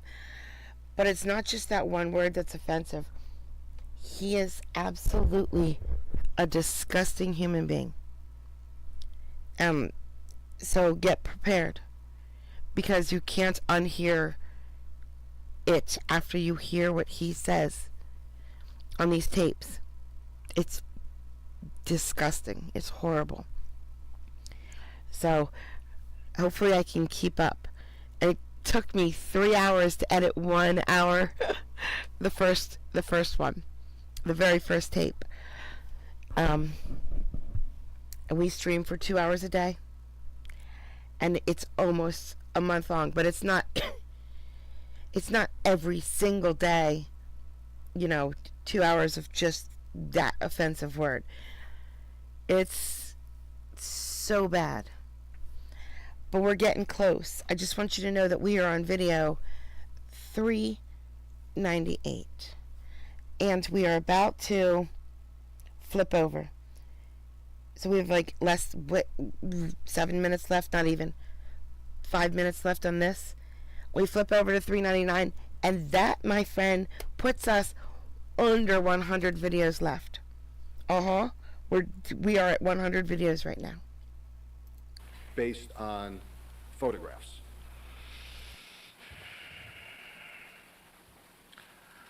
Photographs can be helpful, but it's the responsibility of the person doing the autopsy. Yeah, the best evaluation is at the time of the autopsy, by looking at the wound, by approximating the wound, and by documenting that.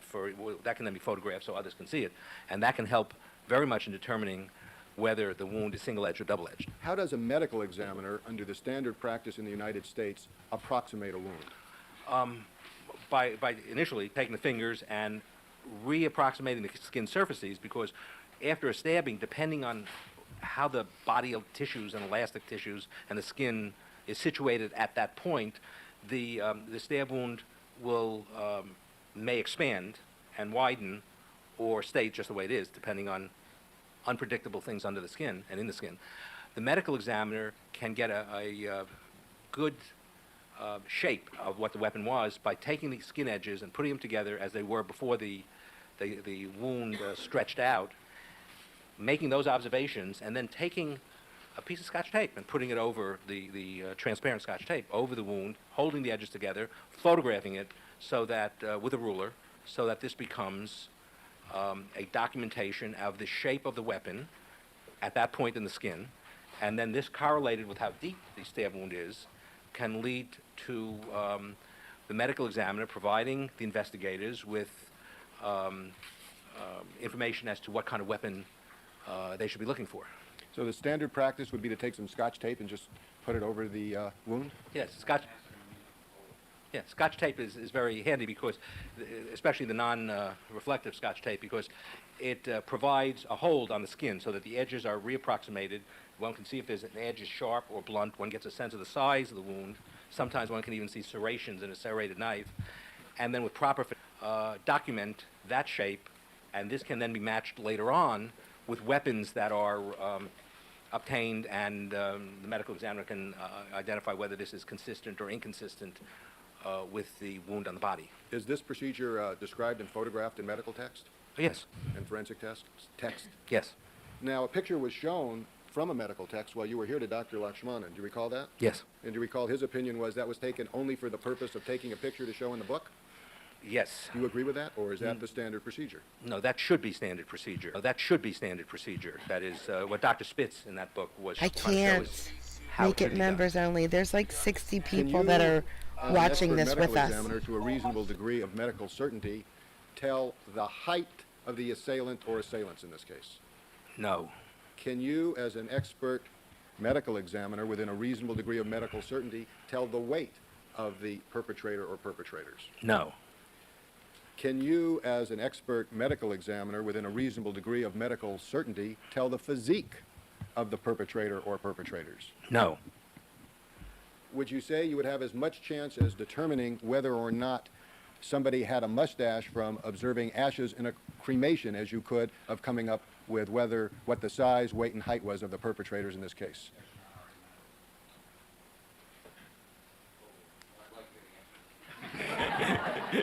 Yes.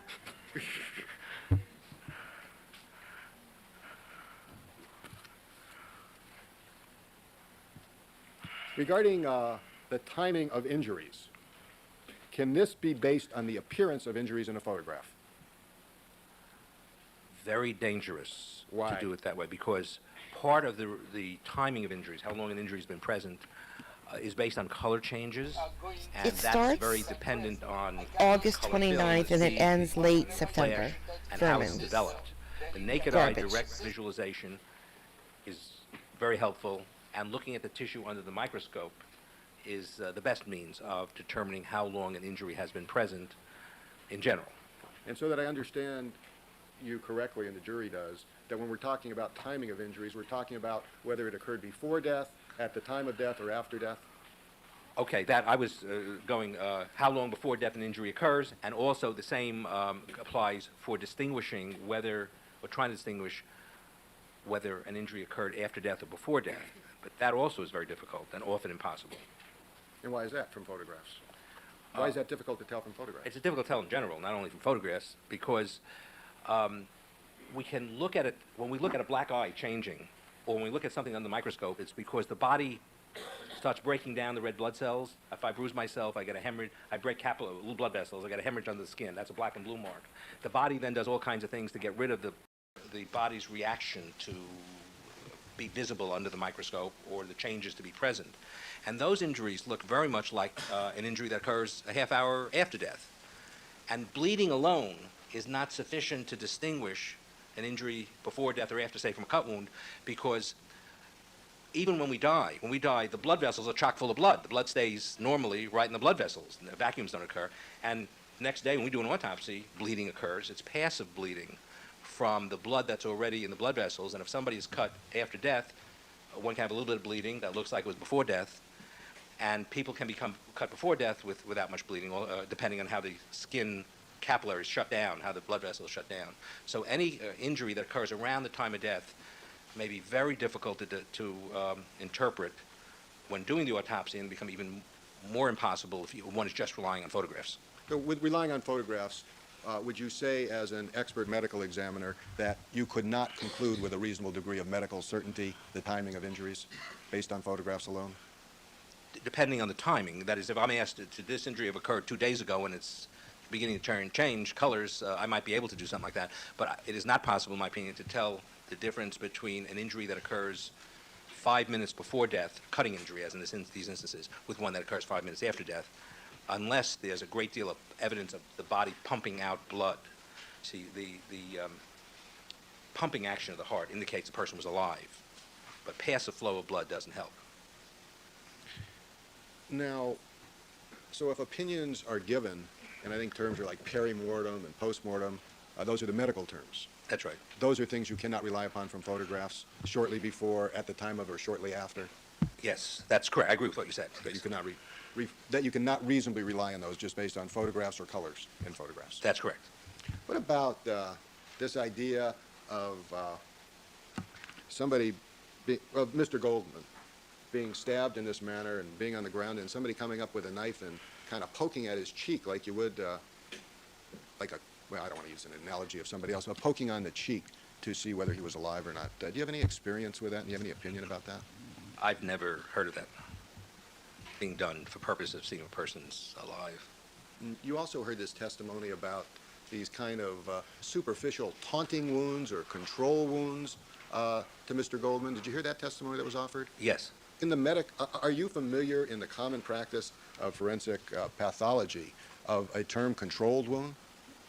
It's not part of forensic pathologic diagnosis. There are control marks on a body from having the wrists tied together. We can see marks. We can see handcuff marks on the wrist sometimes, but not in the nature that the testimony was with Mr. Goldman, in my opinion. And you heard the testimony of Dr. Lakshmanan that, in his opinion, these wounds that he described as control wounds or taunting wounds occurred before the cutting of the jugular vein of Mr. Goldman. Did you hear that testimony? That's my recollection. Do you agree with that assessment? No. Why No. not? I think the cutting of the jugular vein occurred early on in the struggle that he had and led to his death by hemorrhage over a period of many minutes of hemorrhage from the jugular vein. The other cuts on the neck could have happened after that and near the time of death, because there is very little bleeding in those. But that could have happened after the cut wounds in the neck. On June the 17th of 1994, you examined Mr. Simpson, did you not? Yes. And you examined his hands? Yes. And did you notice any cuts on his hand? Yes, he had a healing cut on the middle finger of the left hand, and healing cuts smaller cuts on the inside of the left middle finger and on the outside. Let's see. There were cuts on the fourth and fifth fingers in the skin between the fourth and fifth fingers. Josh, I Let's love you. first So focus. there's 3 different cuts, I think, as I recall. Right. And some might have been in separate parts?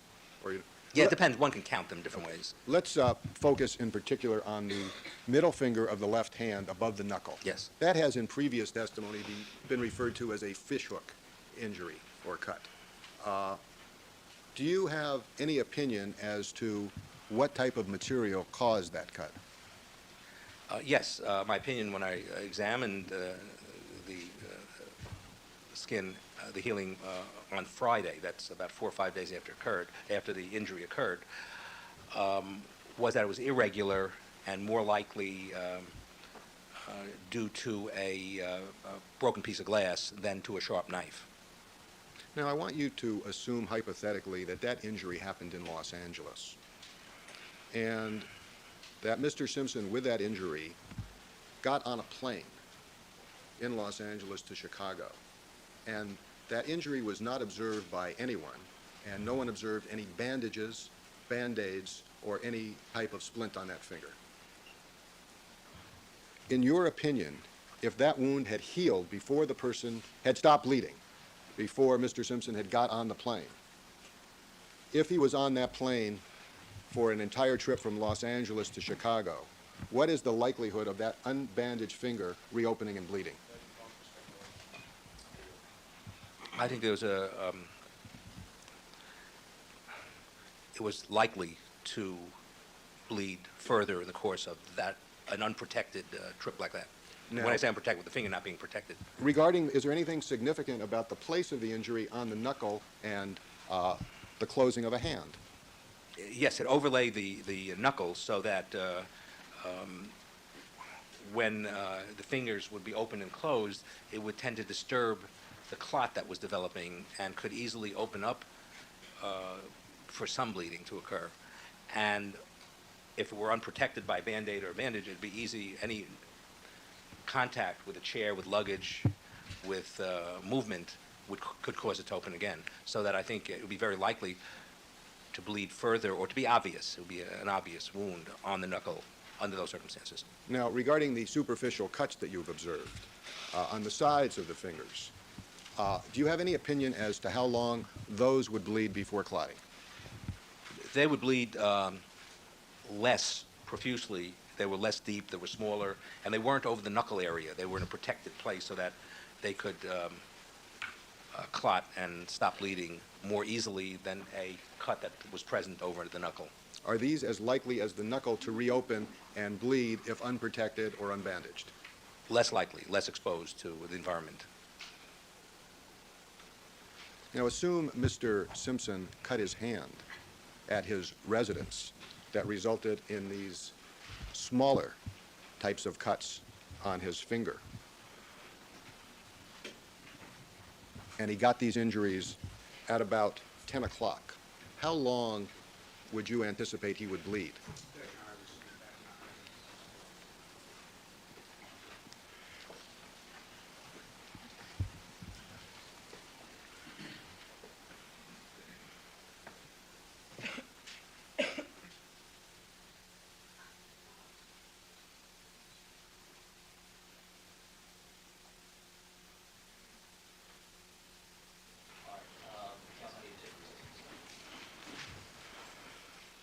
All right, ladies and gentlemen, we're going to take our new recess as far as the jury is concerned at this time. Please remember all my admonitions to you. bong Don't discuss has a the case little amongst bow yourselves, on form it. any opinions about the case, conduct any It's an deliberations until the matter hourglass. has been submitted Look, to you, I see it or now, allow Bill. anybody to Hold communicate on. with you with regard to the case. And counsel, I see it now. All right, if you look. Okay, if you look where the bow is, look right above the bow. It goes straight down and then it goes in and back out. It's an hourglass. That's just, and they said a bunch of people sent him hourglasses during this trial, and there's a little purple bow on it. So someone must have just sent that to him. The only thing though, so I'm guessing the gold base doesn't flip. Okay, the gold base stays there, and then he just takes the hourglass out and then flips it. I wish he would do it once so we could see it. That would be very cool.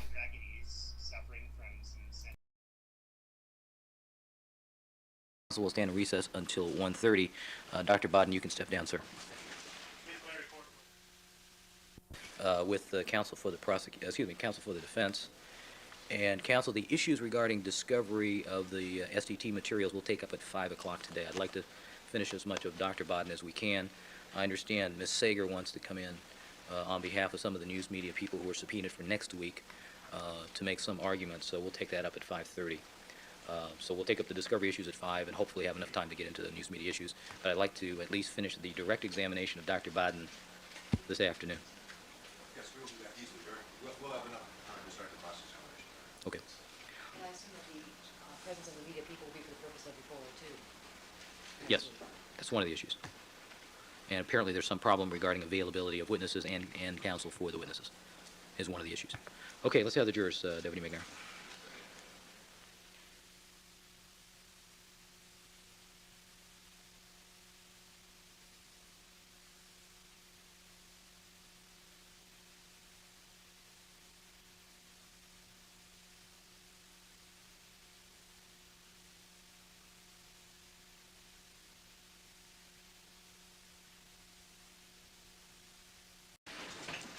All right, let the record reflect that we've been rejoined by all the members of our jury panel, that Dr. Michael Bodden is again on the witness stand, undergoing direct examination by Mr. Shapiro.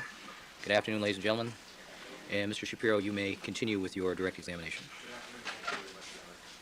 Good afternoon, ladies and gentlemen. Good afternoon, Dr. Bodden. Good afternoon, Mr. Shapiro. Dr. Bodden, when we broke for our lunch recess, I was asking you to consider the superficial cuts on Mr. Simpson's hand. My question in that regard is, do you have any opinion as to how long it would take for those superficial cuts to stop bleeding? Yes, And what is that opinion? 6 to 8 minutes. I want to now direct your attention to your observations and conclusions of Nicole Brown Simpson on the night she was murdered. I want to first ask you, did you examine all the material to come to a conclusion as to whether or not there was a struggle between Nicole Brown Simpson and her assailants? Yes, I did. Did you examine the neck area in photographs of Nicole Brown Simpson and see 4 different stab wounds? Yes. And were those stab wounds of blunt edges going in different directions? Yes. Would you describe those as a cluster of stab wounds? Sustained. How would you describe those stab wounds? There was a grouping or cluster of stab wounds in the left side of the neck, but they were of different orientation. It wasn't rapid fire. The position of the knife and the skin changed during the course of stab Different- wounds. For purposes of explaining to the jury different orientation, could you just try to paint a picture in words for them? Well, if a weapon, say a single-edged weapon, is stabbed into somebody very rapidly and the victim is not moving, then a very tight grouping of stab wounds, all oriented in the same direction, since the weapon in the hand tends to be oriented in the same direction, can occur and can indicate a very rapid striking of a person who isn't moving. And that can be an interpretation sometimes of stab wounds. Were you able to come to any conclusion regarding injuries Hiya, on Nick. Nicole Brown Simpson's hands? There were stab wounds and injuries on Nicole Brown Simpson's hands. And could you describe for the jury what those injuries resulted from, in your opinion? In my opinion, they represent what's been described previously as defensive-type wounds that occurred while she was attempting to ward off blows, or blows with a weapon. And in your opinion, would those injuries cause a bleeding of her palm areas of the hand? Yes, yes. I want to direct your attention now to blood under the fingernails of Nicole Brown Simpson. Are you familiar with cases where a victim has scratched at and clawed an assailant? Yes. And do you have an opinion as to whether or not that type of reaching out and scratching of the skin that would result in blood would also result in a scraping of the skin on the part of the perpetrator or perpetrators? Objection, Your Honor, unless we're talking about this case. Rephrase the question. In this case, there's evidence that Nicole Brown Simpson had blood under her fingernails. Yes. If that blood was the result of her scratching out at an assailant or assailants, would you expect that she would also have skin under her fingernails? No, I would not expect it, although it's possible. It rarely happens. What would you expect and why? Well, just from experience, when scratching occurs during a struggle, wounds can open up on the skin of the assailant, of the scratched person, but the skin is often pushed to the side, a little blood comes on the fingernails, and it is very unusual to find the skin from a perpetrator underneath the fingernails of a victim, even though we often look for it. It is much more common, well, it's uncommon also to find assailant's blood, but that's more common, appreciably more common than finding assailant's skin. If that blood was not the blood of Nicole Brown Simpson, would that indicate to you that there would be injuries on someone else? It would strongly suggest that. There was some discussion by Dr. Lakshmanan about the state of consciousness of Nicole Brown Simpson. Do you recall that testimony? Yes. Is it your opinion, doctor, that prior to the time Nicole Brown Simpson's throat was cut, that she was unconscious? No, it isn't my opinion. What is your opinion in that regard? My opinion is that Ms. Simpson struggled for some period of time with the assailant, during which time she received various stab wounds, including the injuries to the hands.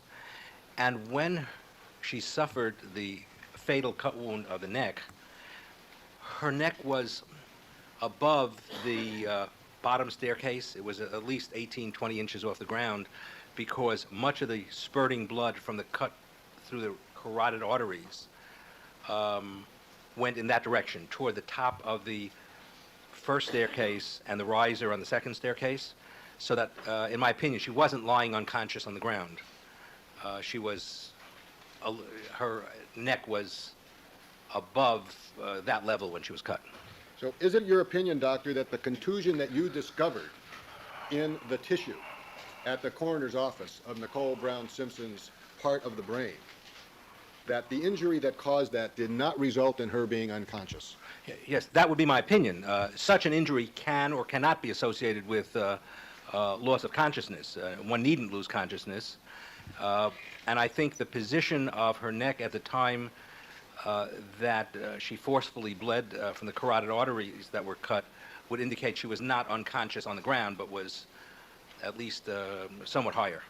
In the order of occurrence of the stab wounds and injuries to Nicole Brown Simpson, do you have an opinion as to when her throat was slashed? Yes, I agree with Dr. Lakshmanan's interpretation that most likely was the final injury she received, and she would have lost consciousness within seconds of suffering that cut wound because of the marked decrease in blood flow to the brain. The brain would have been deprived of oxygen, and she would have lost consciousness.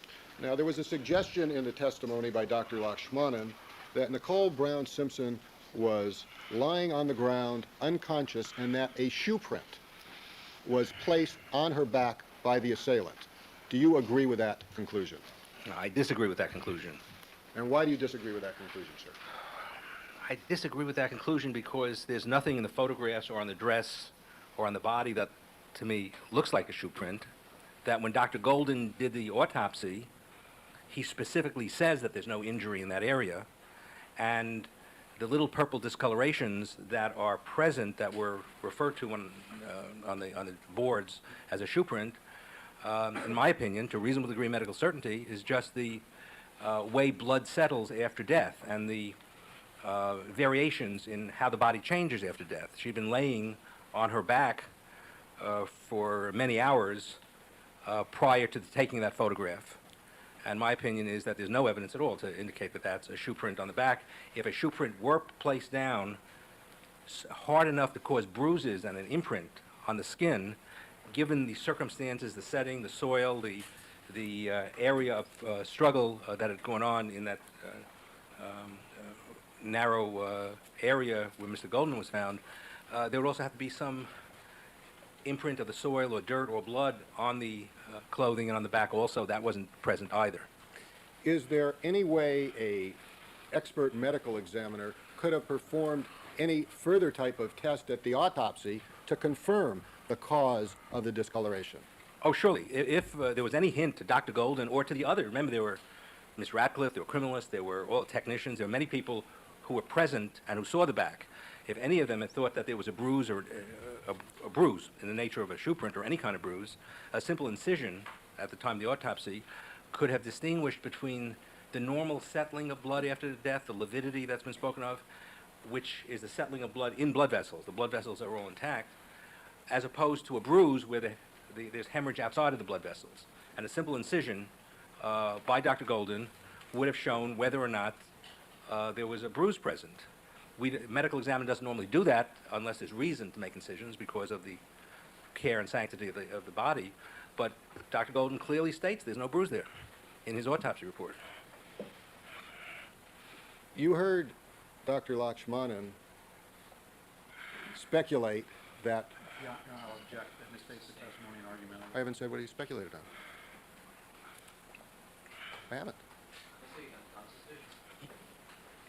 You heard Dr. Lakshmanan speculate I object to the word speculate. that one way that Nicole Brown Simpson could have been killed was that the perpetrator had a shoe on her back, pulled her hair up, hyperextended her neck, and slit her throat. And the evidence of this was that there was no blood in her lungs. Your Honor, I object. That misstates Dr. Lakshmanan's testimony. I'd ask to be heard recital. Did you hear Dr. Lakshmanan's testimony regarding Nicole Brown Simpson being on the ground unconscious, having her hair pulled back, her neck hyperextended, and her throat slit? Yes, you hear I that did. testimony? Yes. Did he offer an explanation for that?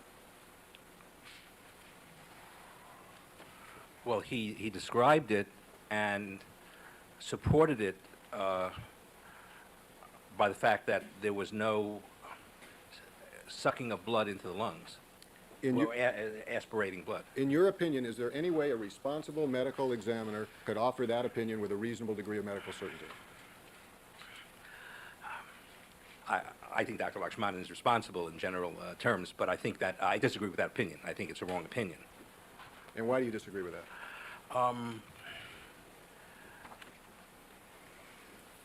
Whether or not a victim sucks blood into his or her lungs, and in this instance, Ms. Simpson didn't and Mr. Golden did, depends on a stab wound going through the windpipe, opening up the windpipe or the mouth area so that blood can get in, and then the person living long enough to inhale it. Inhalation of blood into the lungs is aspiration. And that could happen with the neck flexed or with the chin almost against the chest. It has nothing to do with the hyperextension of the neck. It has to do with whether there's bleeding into the air passage area, and whether the person lives long enough to be able to inhale the blood. And nothing to do with hyperextension. We have now gone through a series of questions on a general category of discussion as to whether or not, in your opinion, Nicole Brown Simpson struggled with the perpetrator or perpetrators of this crime. Based on what you have told the jury, do you have an opinion as to whether or not she was, in fact, engaged in a struggle prior to her death? Yes, I have an opinion. What is that opinion? My opinion is she struggled with the assailant or assailants prior to succumbing when her neck was cut. And why is it your opinion that there was a struggle between Nicole Brown Simpson and her assailant or assailants prior to the time she died? Well, because there were about 9 or 10 stab wounds and cut wounds on her body before she suffered the fatal injury, because there were cut wounds on her hands. It is in sickening. a defensive manner, and because the stab wounds on the neck, the 4 or 5 stab wounds on the neck, were of different positions, indicating motion between the weapon and the skin, which is typical in a struggle, and that she suffered no incapacitating injury until the final cut wound of the carotid arteries. Up until that point, there was no reason for her to be unconscious and not to struggle, except for the bruise on the brain, and that will knock some people out, and some people won't lose consciousness. It certainly can cause a person to fall downward. So it's your... Okay. We made it through one day. Whew. Finally get to hear a little bit of what happens.